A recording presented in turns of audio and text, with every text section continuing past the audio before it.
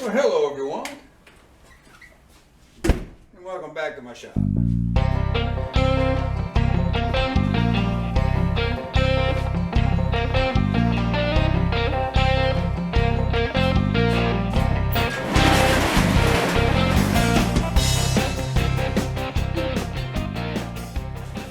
Alright, it's a cold one, so I'm going to check the oil in this thing, get it started up and warmed up.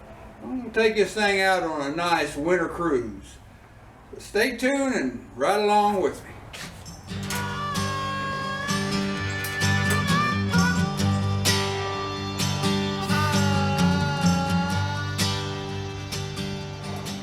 I don't even know why I check it. It don't leak. Just a little bit out of that front seal. And the reason why it leaks out of that front timing cover seal is because I didn't put a speedy sleeve on that harmonic balance. One of these days I'll get around to doing it.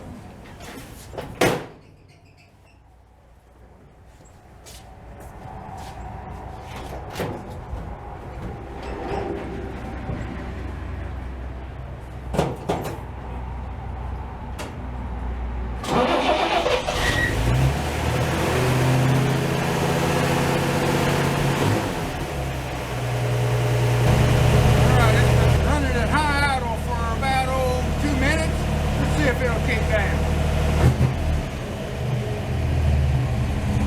There we go. Let's put some heat on. Alright, we'll be pulling it out here in a moment.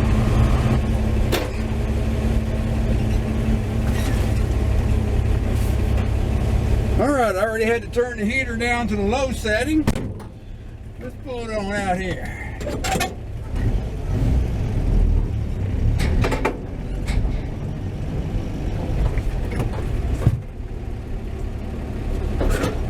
Be right back. Gotta close the gates. Alright, I want to give a quick shout out to Mike of Desert Rat 2000. I want to thank him for these real fine hangers here. I'm going to find some useful thing for them. So Mike, thank you, sir. And for those of you that watch my channel, if you haven't checked him out, you need to, because he is really good. Anyway, again, thanks, Mike.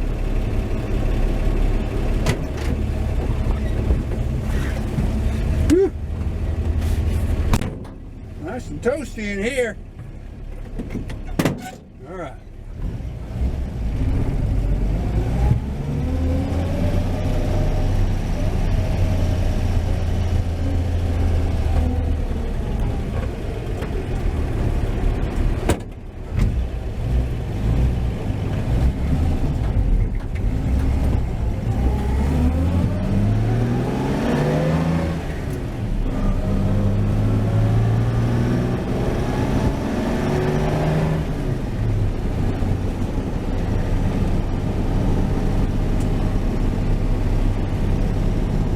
Take my jacket off here eventually.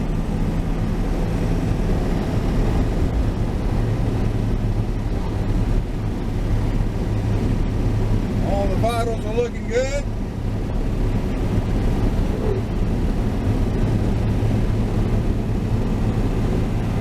About 11 o'clock.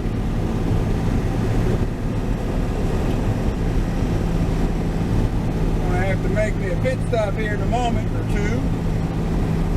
Get me something to warm to sip on, and old honey bun to munch on.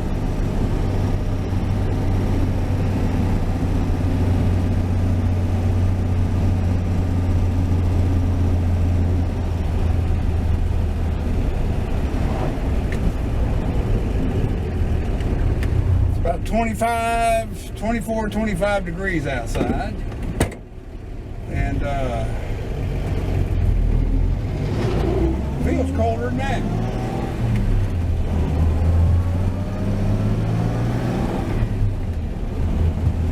The truck is filthy, but I'm not going to wash it today.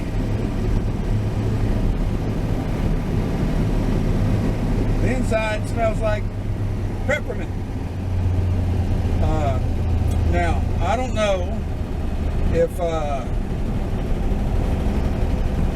it is as effective as it's claimed to be, but ever since I started spraying the interiors of this truck and my 75 Corvette, I've not seen any evidence nor smelled any evidence of the vermin. Of course, all I can smell is peppermint. so that may explain the lack of the smell, but I've not seen any evidence either. So I'm with the opinion it works. So far, anyway. I've been using it now for a couple years. And anyway. Now, if you watch some of my previous videos, especially from last year, 2023, you know that I put a new boot on this parking brake foot lever, and it's covered up a tremendously big hole, and my left foot is now not cold.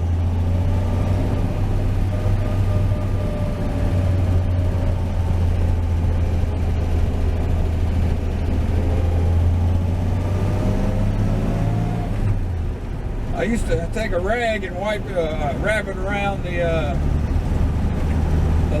foot lever there, so to keep that cold hawk from nipping at my toes. But yeah, that boot's doing the job.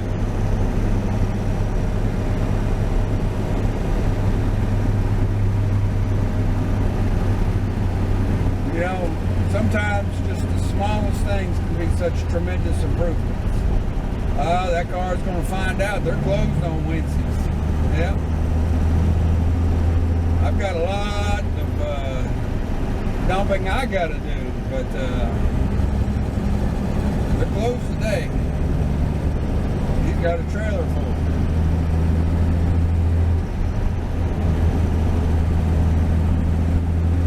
Anyway, coming up on my pit stop, $2.69 a gallon. Hasn't been that cheap in a while. Trying to buy votes. I don't know if I ought to go there, but I will say that it ain't going to work. Anyway.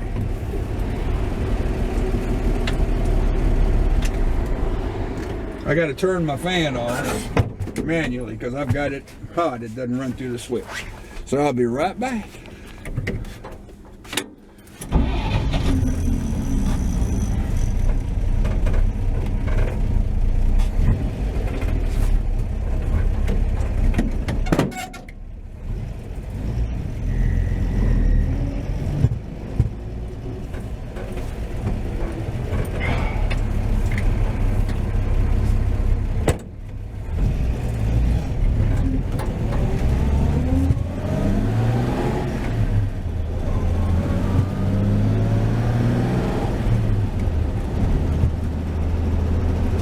Buddy's not out today.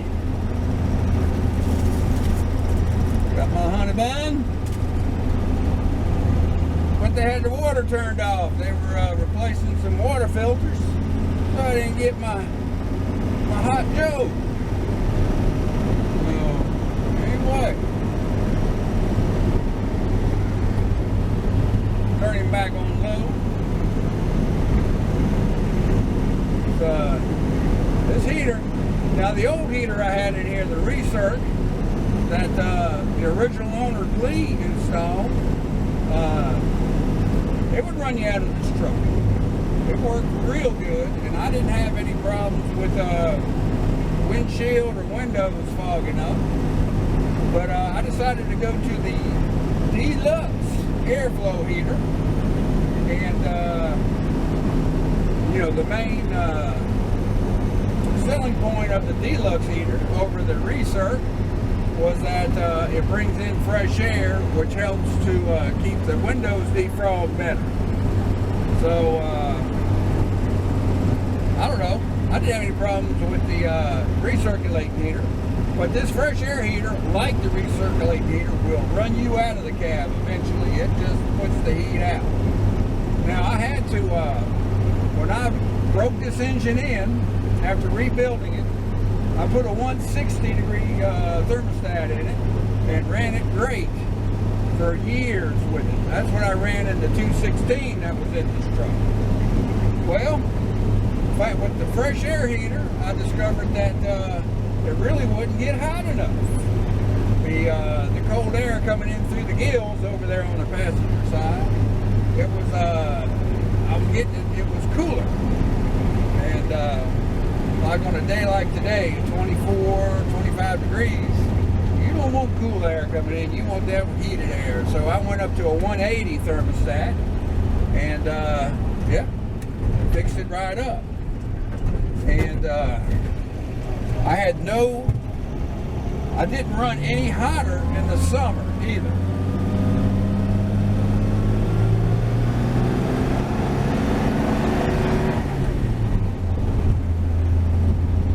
Kind of like to go up that hill with a little bit of power. But yeah, the 180, you know, I went to the 160 because this is a zero pressure cooling system. In other words, it does not pressurize like modern vehicles do.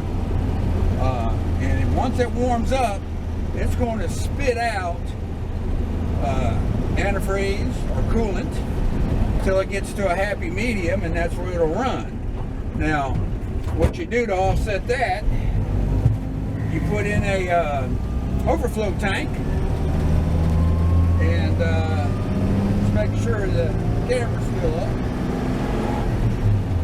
And the overflow tank will capture that coolant, and once it cools, vacuum will draw it back in. So I have never had to add antifreeze to this engine since I went to that 180 thermostat and the overflow tank.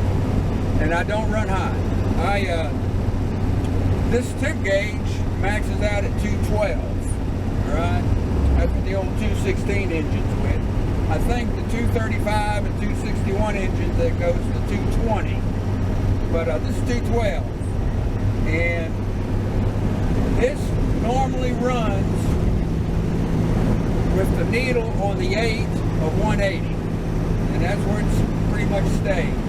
Except for on cold days like this, it's at the 1 or a little to the a little lower than the 1. So it is running a little cooler because of the outside temperature.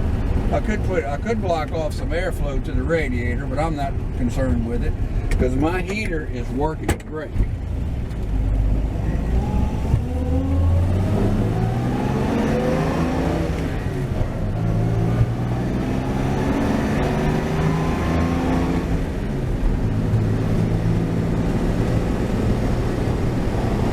Blow some of that carbon out.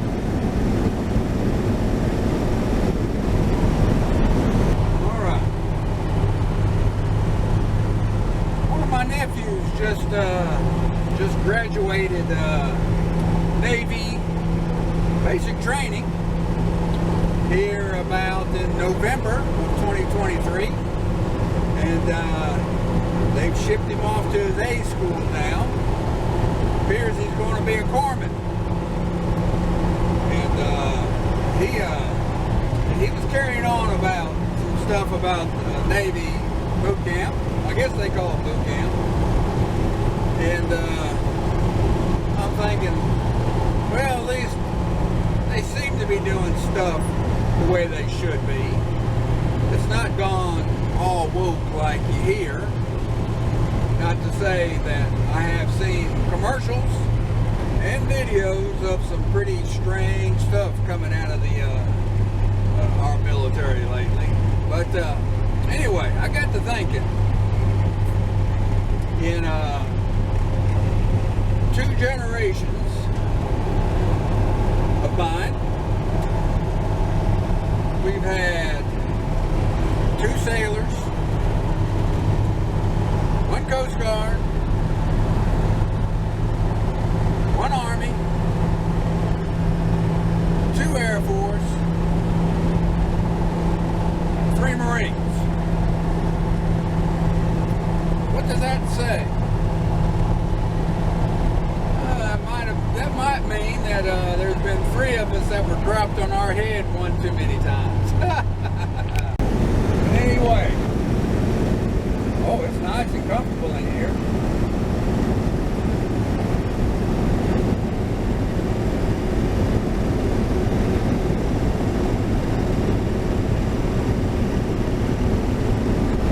You know, with the holidays pretty much over, all we got now is the doldrums of winter. That's why I like to try to keep one of my classics running so I can take them out and about and at least get a little bit of enjoyment out of this time of the year.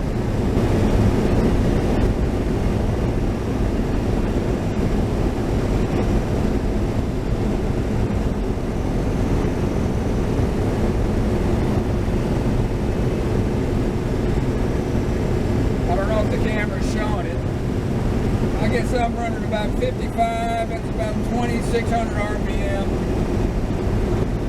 Charging's good, got a full tank of gas. Temp's right on about the 1 to the 180.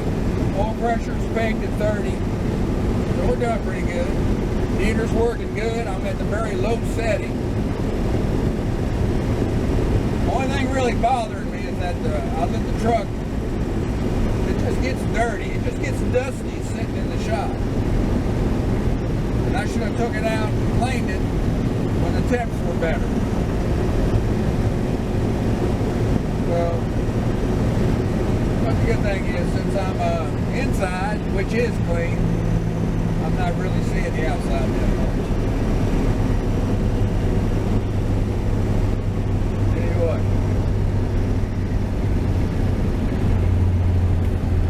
Now we're getting out here with little to no traffic. This is how I like to cruise.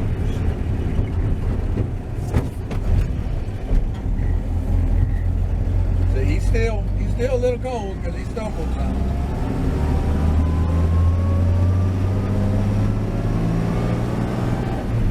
Had I been running hot coolant through that intake manifold, I'm sure it would have been warmed up faster by now. Tom Langdon of Tom Langdon Stove Bolts. I need to check to see if he's still in business. But that's what he recommends, is to run coolant through your intake manifold. And don't try to run exhaust gas. And I'm talking about a dual carburetor, dual carburetor intake manifold. If you're running the stock setup, that is the very absolute best system for preheating, getting an engine warmed up. GM, I mean, as simple as it is, using a temperature sensitive spring to open and close the flap, it works better than anything else on the market. But with dual exhaust, you don't have that. But there is an exception to that rule. Some guys, some enterprising technicians, they'll modify a single exhaust to dual, and that is the absolute best. I'm thinking that the dual exhaust manifold that came on 54 and 55 Corvettes, Blue Flame 235s, were also modified. So you had that stock preheat chamber underneath the intake manifold. But that would be the best. If you got that, then your twin carbs are going to work near almost cold. Are going to warm up almost as fast as your single carb. But this setup's okay. What I've done, I've got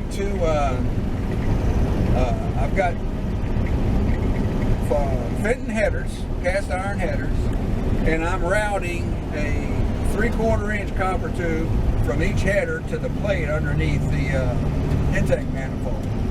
And it does eventually heat it up, but and the key word there is eventually. It's not quick, but it does get there.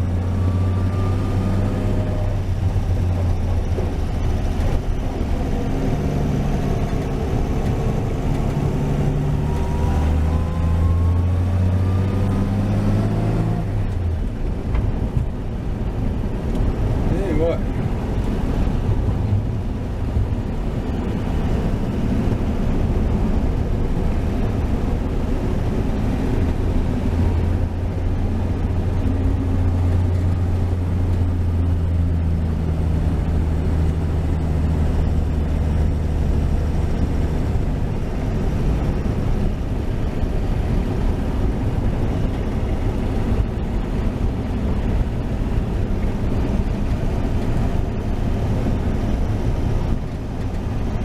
People's been cutting some trees down.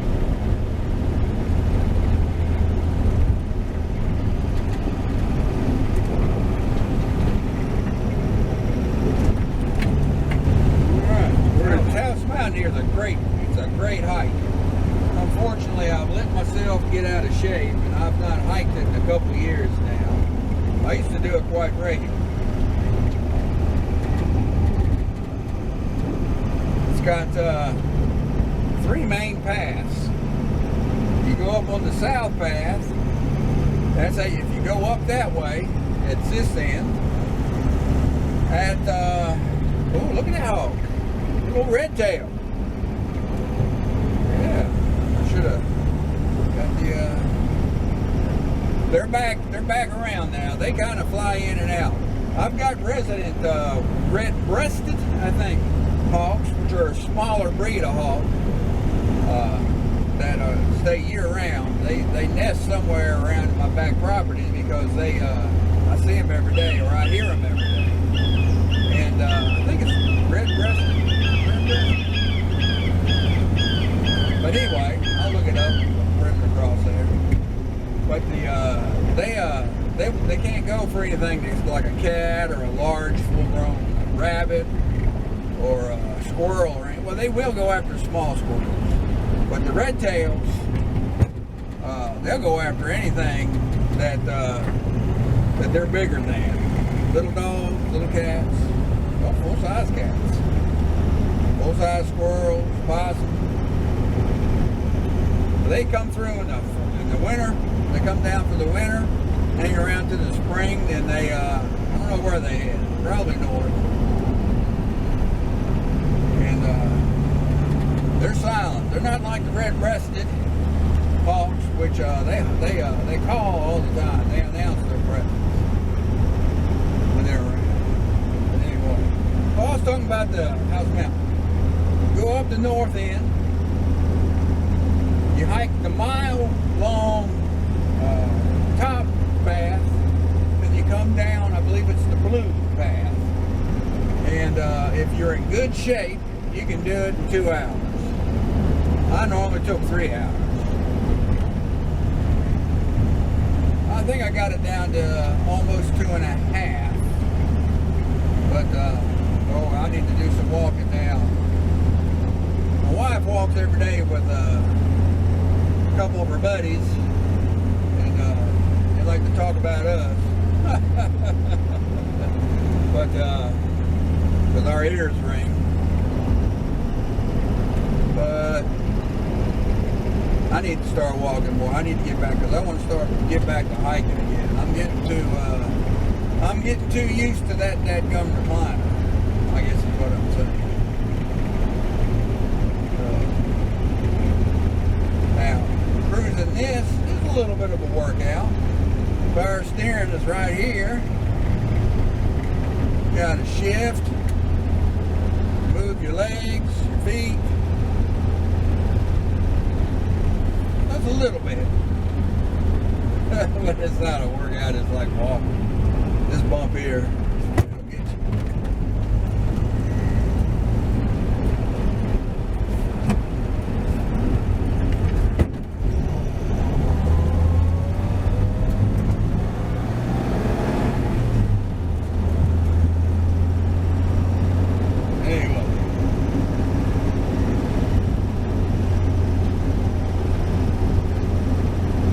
New Year's resolution, wife, she's doing that diet stuff, and she's become some kind of a French woman. You know, talk about this weed. I don't know where this weed comes from, you know what I mean? Oh, man.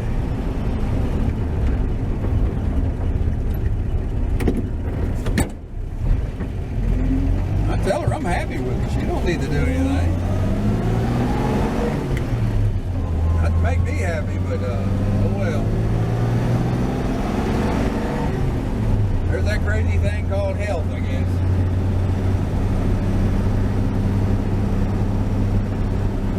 See, I have a couple tricks I use to avoid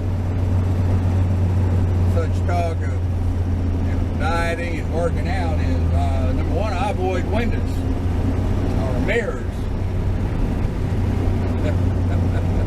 And I avoid scales. And if a shirt gets too small, I put the positive spin on it, saying, well, there you go, I got a new rag.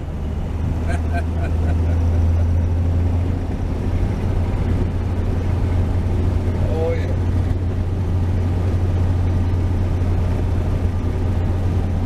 Oh, we're still recording? Okay, cool.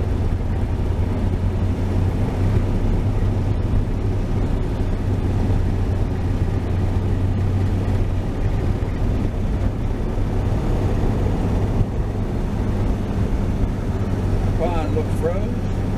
My little pond's froze.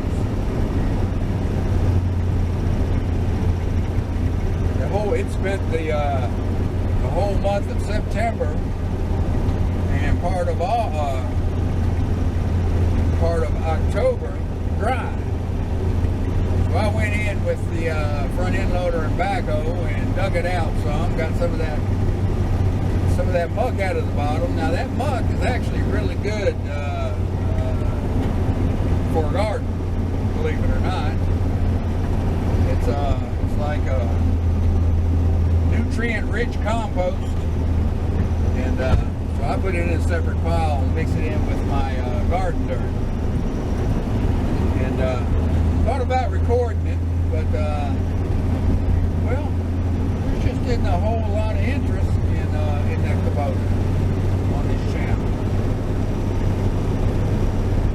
So I didn't do it. It was pretty good. I enjoy working there. And I don't, when I first got it, I worked that backhoe. I found all kinds of work to do with it. What it's really good for is, especially I was clearing a lot of dead trees and cutting down dead and dying trees. And what it's good for is I put a thumb on it. I downshifted because I got a big bump coming up. And I use the backhoe with the thumb. You hear it? I don't know if you heard it. It's a bump.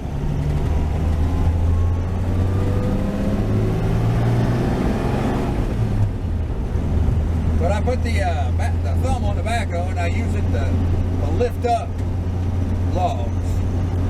And that way I can cut them to stove length. About 18 inches. And it's like a strong helper that you never had, you know. And that thumb is really handy. You know, if I'm in my garden, if I find big rocks, I'll use it to lift them up, you know, carry them over somewhere. Tell you what I've been using those big flat rocks for anymore is grave markers for all the dadgum pets we've been having to bury.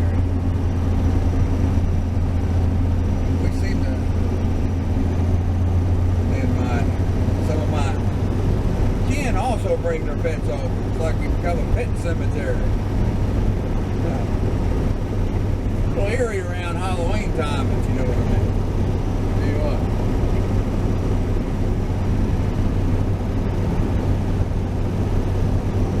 Woo. Turn the heat up a little bit. Yeah, I'm up to the medium setting now. I'm starting to feel a little coolness.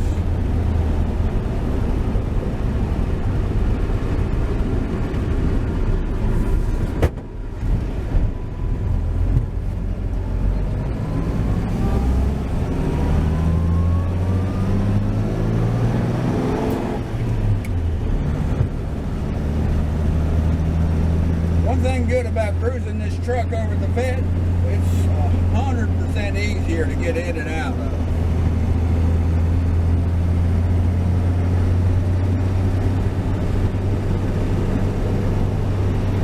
A buddy of mine just went by. You know, you ever, unfortunately, he's gonna fuzz at me and say I didn't wave at him because I didn't realize that he's already gone. But you know, oh well.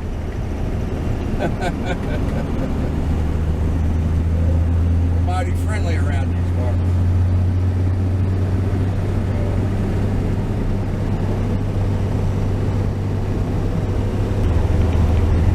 You know, in a previous video, I've been thinking about upping the horsepower on that 75 Corvette to you know, to get it back in the realm of its namesakes of being a sports car. The L48 engine that's in it, that came in it, the 75, that is still in mine. As far as performance goes, it's pretty anemic. It's, as a matter of fact, you can't say performance and say that engine in the same breath. You know, you don't want to put them in the same category. But it's a good solid engine and a whole lot of low end torque, good gas mileage, and in my case with 5,000 miles, it's got a lot of life in it. But it's in a vet, and I need to increase its power some, just because, well, because it's in a vet. So I've been studying power options. Now I've got a limited budget to deal with. Ideally, what I'd like, what would be great to do, would be to get either a GM crate engine or a blueprint engine, preferably a 383 with anywhere from 400 to 500 horsepower. That would be the ideal scenario I'd like to do, but that's well out of my budget. So what I've got is this L48. Which is a 2-bolt main 350 cast iron with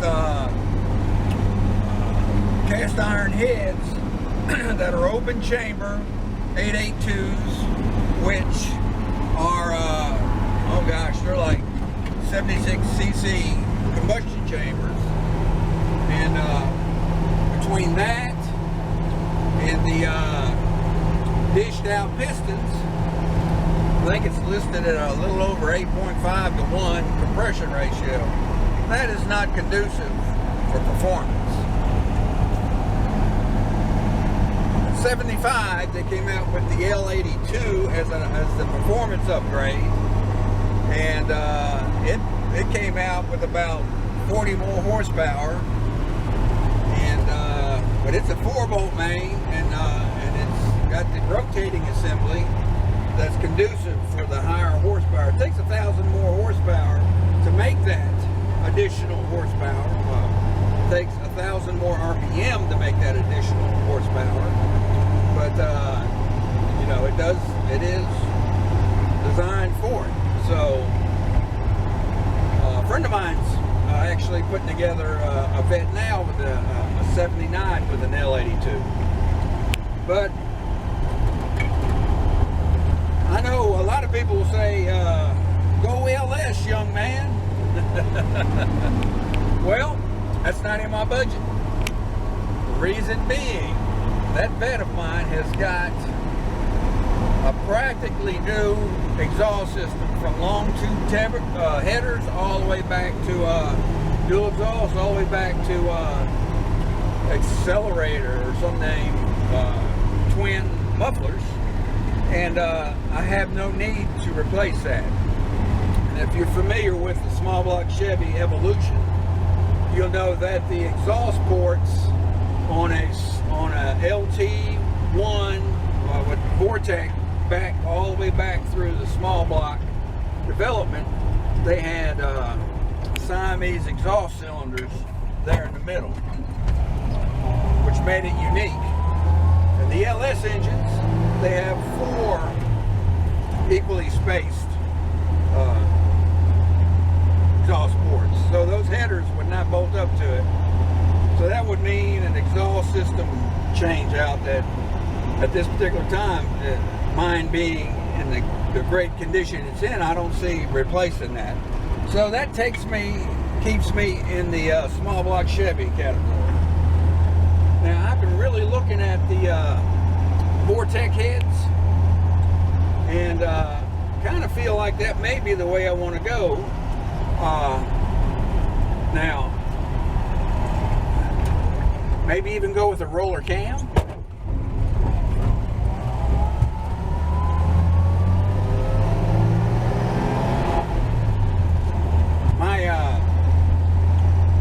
I'd have to change the intake manifold, and I'd have to do a little bit of work to those Vortec heads to be able to get what I want out of them. And I could probably get maybe 350 horsepower out of changing out the heads, the intake manifold, and the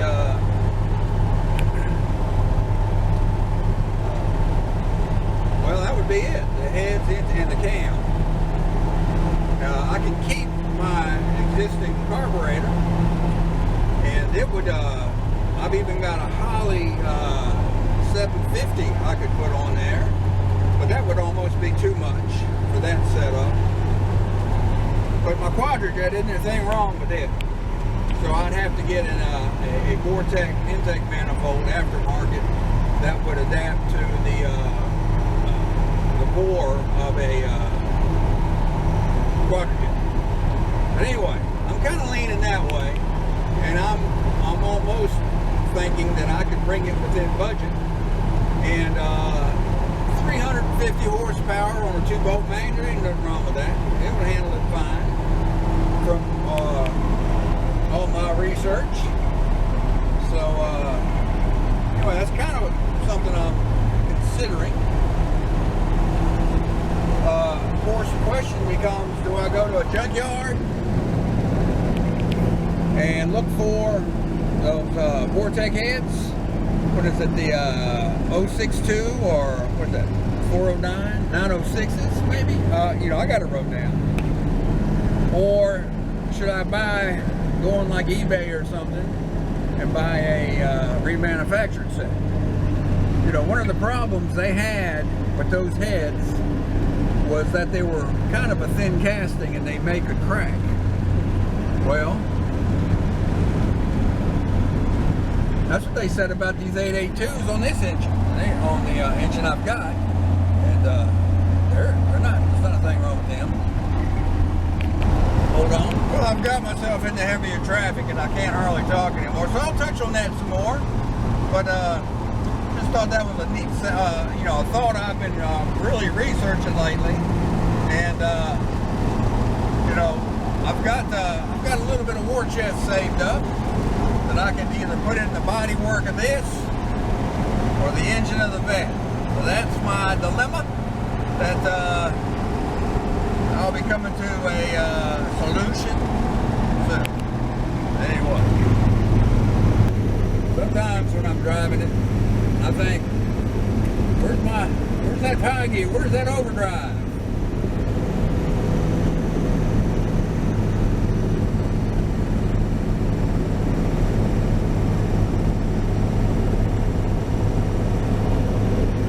I don't know how much more mile per gallon I'd gain, but I'm sure it would be noticeable.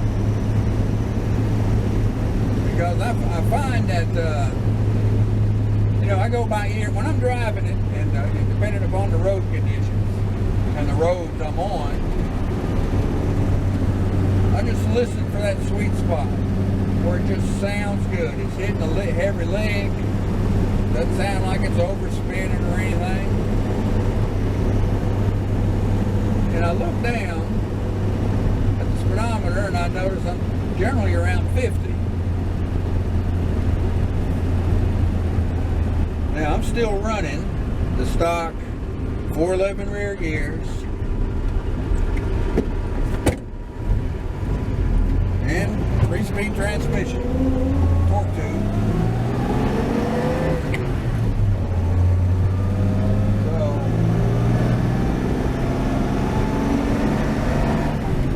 this truck was designed and made for work, not for cruising. So, you know, it's going to naturally tack higher RPM. And, but you listen for that sweet spot. And that's where I normally hold it. 45 now. Curvy, you know. But it's not unusual to look down and see 50, 55.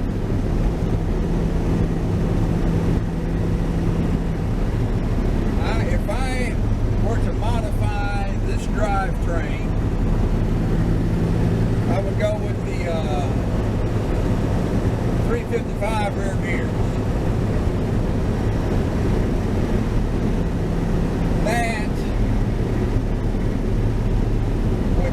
That would be the limit of my modification to it. Over stock. One of my desires with this truck is to keep it as close to stock and OEM as I can.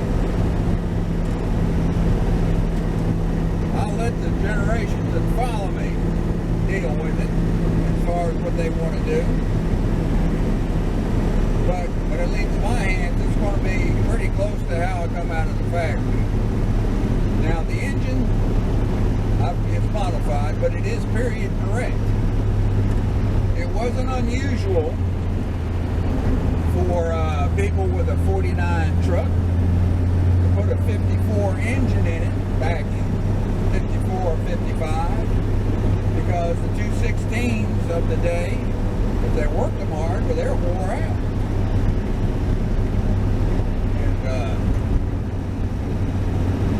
So it wasn't unusual. So it's period. That's a period correct modification. Now, yes, radio's not period correct. I know, but that's all right. I've still got the block off plate that was in this truck when I got it. Didn't have a radio. That is a creature comfort I've added for myself.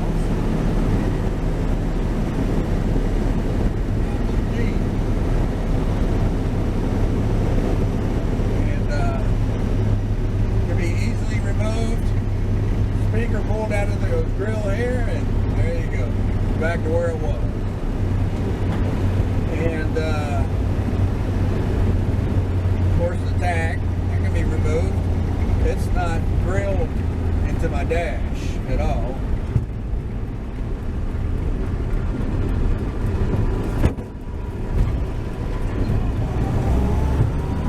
A magnet's open.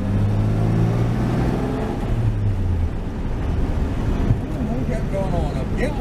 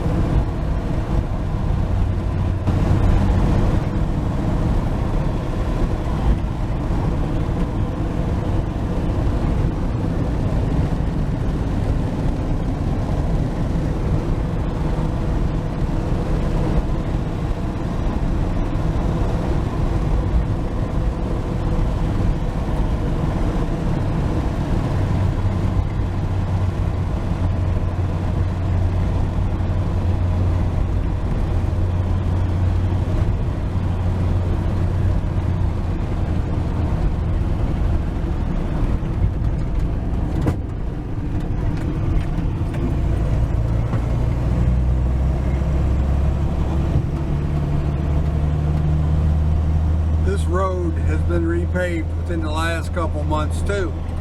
So right now, oh me, it hadn't gone through a winter yet since repaving. So this is a really nice cruise.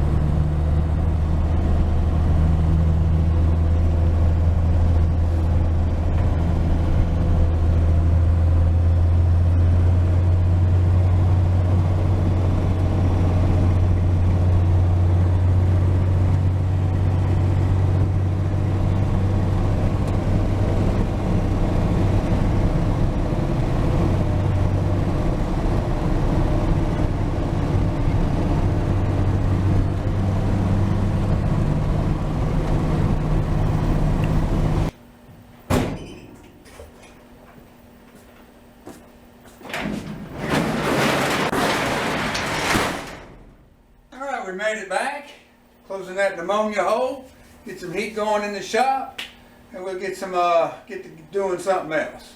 But anyway, I hope you enjoyed the ride along. I may have talked too much, I don't know. A lot of times I like to let the engine speak, but who knows? You know how it is sometimes. So anyway, I hope everything's going good with you and yours. Everything is going good here. Can't complain. Want room and no good to complain anyway. Just carry on and take care of that business. And cipher out what I want to do. Do I want to do something to the vet or do something to the truck? So anyway, you'll know when I do. See ya.